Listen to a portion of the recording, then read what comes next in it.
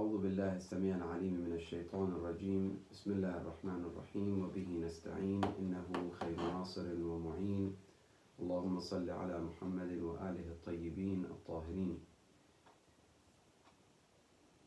ومنها بغض الحلو والحامض وفراغ البطن والبيت من الدنيا.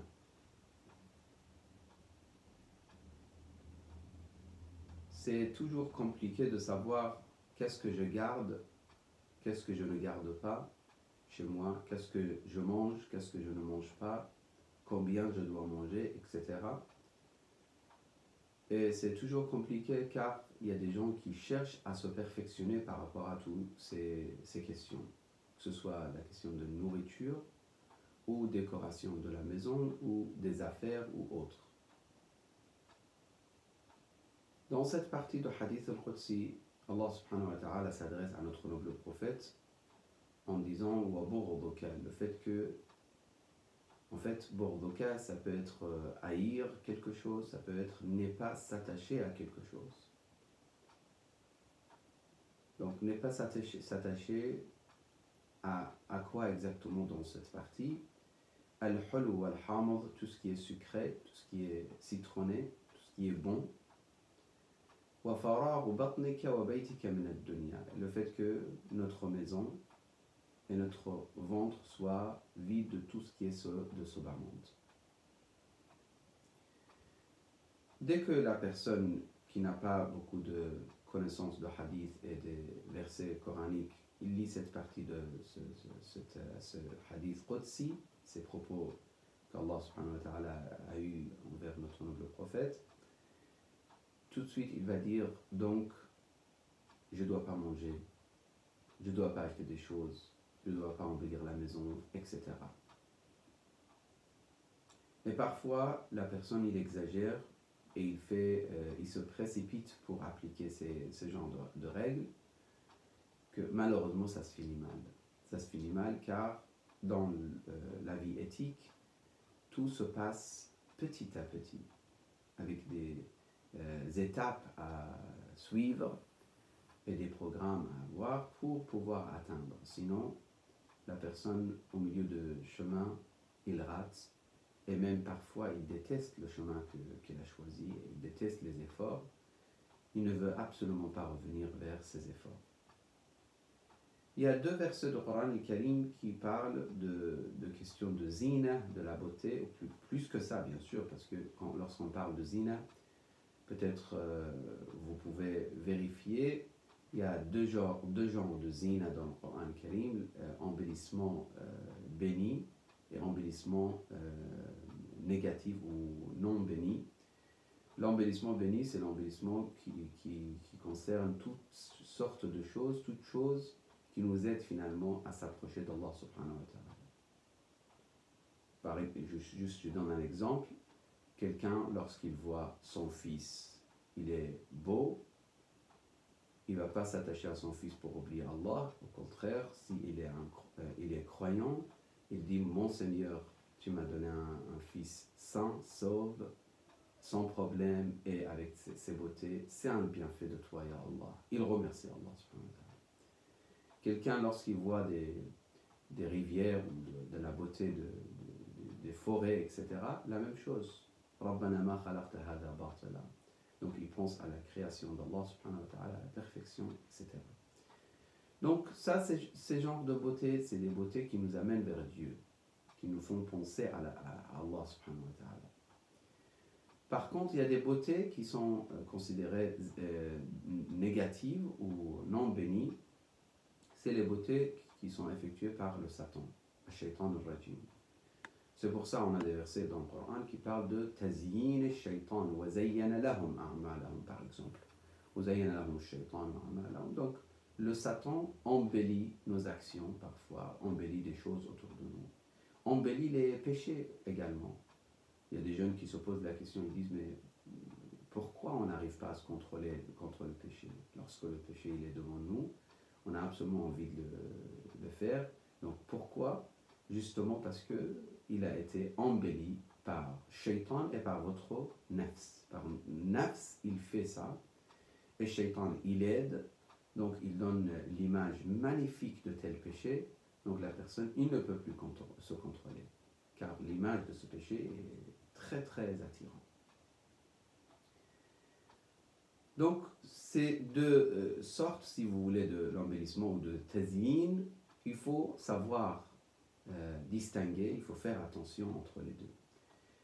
Allah subhanahu wa ta'ala donc ne nous a pas interdit tout ce qui est beau.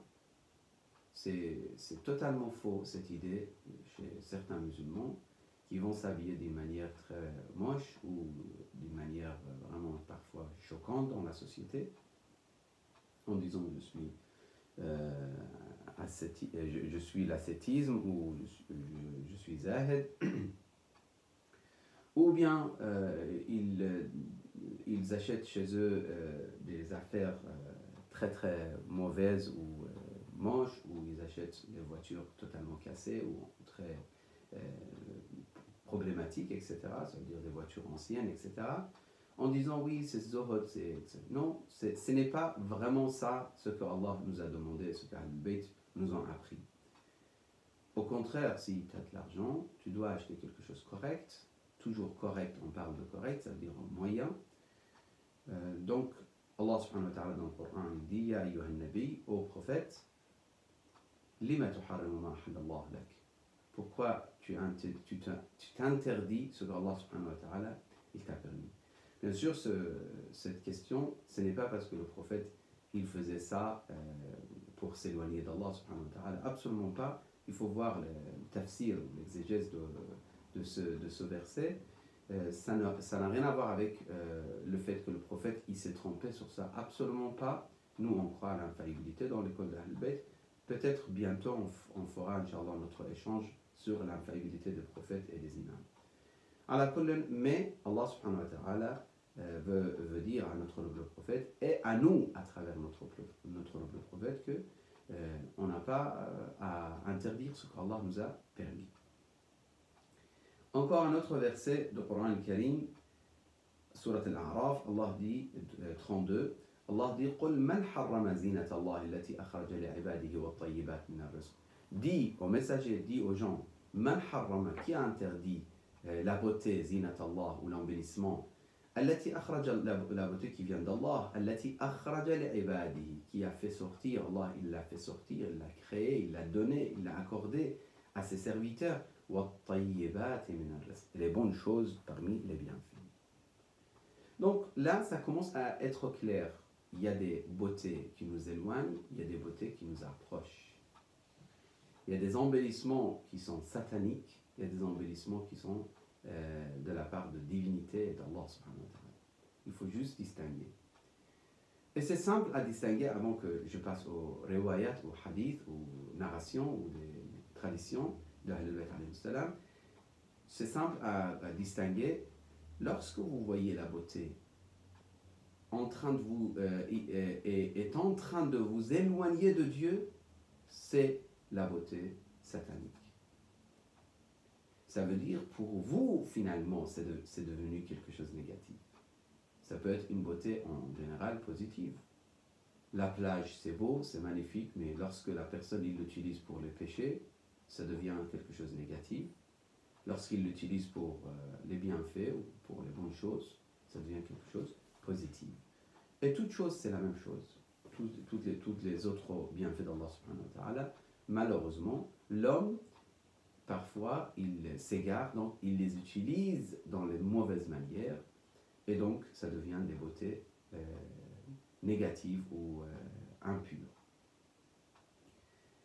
Amir al-Mu'minin, salamullah alayhi, quelqu'un il ramène pour lui des sucreries ou repas, quelque chose de sucré apparemment qui était bon. Amir al-Mu'minin, il n'accepte pas, le prince des croyants, Imam Ali alayhi salam, il n'accepte pas de manger, il dit non merci. Mais ce n'était pas quelque chose interdit, c'était quelque chose qui était licite, il n'était pas quelque chose illicite. Après, la personne, il pose la question, il dit Atuharrimuhu, est-ce que tu l'interdis au Amir al-Mu'minin, au prince des croyants? Qala la, non, je ne l'interdis pas. Walakinni akhsha an tatuqa ilayhi nafsi, mais j'ai craigné quelque chose, que mon nafs, en fait, soit attaché à chaque fois, assoiffé de ce genre de choses. Donc, je ne veux pas tomber dans ce piège. Bien sûr, Amir al-Mu'minin, encore une fois, il est infaillible. Mais dans le cheminement de spiritualité et de perfection, toute personne y fait des efforts. Et c'est normal, parce que nous, dans l'école de Ahl-Bayt, on croit que même le prophète, il est en train de s'approcher dans cette existence d'Allah subhanahu wa ta'ala. On ne peut pas dire que le prophète, il est parfait, donc il ne s'approche plus. Ou Imam Ali, il est parfait, il ne s'approche plus. Il fait des efforts avec sa manière et il s'approche. Parfois que pour enseigner, il s'approche. Que à travers l'enseignement et le fait de transmettre les idées et les leçons qu'il nous transmet, salam Allah alayhi. Donc, Amir al-Mu'minin, il nous fait comprendre quelque chose par rapport à ce hadith, que la question c'est de ne pas s'attacher. Vous voyez par exemple quelqu'un, il aime un repas très très connu français ou un repas marocain ou autre, parfois il est prêt à faire le chemin de 1 heure, par exemple, 2 heures aller-retour, c'est-à-dire 1 heure aller, 1 heure retour, pour manger ce qu'il a aimé, ce qu'il a envie de manger. Et pour faire ça, parfois il rate des programmes, il rate des choses. Parfois la personne, il peut se mettre en colère contre son épouse, ses enfants, ses proches, son mari, pour le repas qu'il avait envie. Par exemple, la femme dit, tu m'achètes ça aujourd'hui, il n'achète pas, il y a un grand problème et dispute à la maison, car le mari n'a pas acheté ce que la femme elle avait envie. Donc vous voyez, là, ça commence à être clair pourquoi Amir al-Mu'minin, il nous fait comprendre que je ne veux pas non plus habituer mon nafs, m'habituer à être attaché à tel repas ou telle et telle chose. Telle décoration à la maison, il s'est cassé, le père il est prêt à bouleverser la maison, à mettre en cause toute sa vie avec sa famille et ses enfants, car cette décoration il l'avait achetée de tel pays africain, ou de l'Australie, ou de Brésil, ou de autre. Et donc c'est quelque chose de très beau, où il s'attache énormément, ça fait 20 ans qu'elle est là. Donc, il est attaché à cette chose. Et imaginez lorsqu'il veut quitter ce bas monde, comment il va penser à cette chose. Et à autre chose vers lesquelles il a toujours des attachements. قال رسول الله صلى الله عليه وآله وسلم. Le prophète صلوات الله وسلامه عليه, il a dit, جاءني ملك فقال يا محمد. Un ange m'est venu en me disant, ô Muhammad, ربك يقرئك السلام. Ton Seigneur, il te passe le salam, il t'envoie le salam, la salut, ويقول لك, il te dit, إن شئت. Il te dit, si tu veux, جعلت لك بطحاء مكة رضراض ذهب. Si tu veux, je te rends la terre de la Mecque remplie d'or, plein d'or. Bien sûr, celui qui ne croit pas au miracle, il va dire, mais comment c'est possible? Tout simplement, Allah subhanahu wa ta'ala, ça c'est vraiment parmi les choses les plus faciles pour un prophète d'obtenir ça de la part d'Allah subhanahu wa ta'ala. On a des anecdotes de l'époque de Nabi Allah Isa, le prophète Jésus, également sur l'histoire de lingots d'or, si je ne me trompe pas. En tout cas, ça fait quelques années quand même que j'avais vu Riwaya, la narration, mais on a cette histoire de l'or et de pauvreté des prophètes. Et les prophètes, ils préféraient à chaque fois la pauvreté. Ils ne préféraient pas par les miracles devenir riches. Lorsque je dis pauvreté, ça ne veut pas dire que le prophète n'avait pas les moyens pour vivre. Non, tellement ils étaient généreux que ceux qui gagnaient, ils donnaient énormément aux pauvres, donc il n'y avait pas vraiment quelque chose d'énorme chez eux. C'est ça la situation réelle, si on veut voir. Même Amir al-Mu'minin, la même chose. Une fois j'ai expliqué que le prince des croyants, Imam Ali alayhi salam, lorsqu'on parle, il a libéré 1000 esclaves. Déjà la question d'esclavage, que Ahlul Bayt, ils étaient contre l'esclavage à l'époque. Je ne parle pas de 20e siècle ou 21e siècle. Non, à l'époque, ils étaient contre l'esclavage avec les règles de la jurisprudence qu'ils ont effectués, etc. Ça, c'est une autre discussion. Peut-être un jour, on aura l'occasion d'avoir des échanges. Donc, Amir al-Mu'minin, qui a libéré 1000 esclaves, minimum 1000 esclaves, ça veut dire à chaque fois, il creusait des puits, il préparait les champs et l'agriculture avec les palmiers, etc. Et il offrait un esclave en libérant l'esclave. Vous savez, libérer des esclaves, ça coûte à l'époque, ça coûtait cher quand même. Donc, ça veut dire, Amir al-Mu'minin, il avait une vie économiquement très rentable, ça, sans rentrer dans les détails. Et les autres de Ahlul Bayt, les autres membres de Ahlul Bayt, de la même façon. Donc, le prophète, dans la réponse de cet ange, qu'est-ce qu'il a dit? فَرَفَعَ النَّبِيُّ صَلَّى اللَّهُ عَلَيْهِ وَآلِهِ رَأْسَهُ إِلَى السَّمَاءِ. Le prophète, il s'est mis à parler à Allah subhanahu wa ta'ala en regardant les cieux. Ça ne veut pas dire que Allah il est dans les cieux, ça c'est absolument pas, mais c'est des gestes que les prophètes nous ont fait comprendre que c'est de là-haut que les bienfaits normalement descendent. Donc c'est pour cela que la personne il s'adresse parfois dans les invocations à Allah en mettant son visage vers les cieux.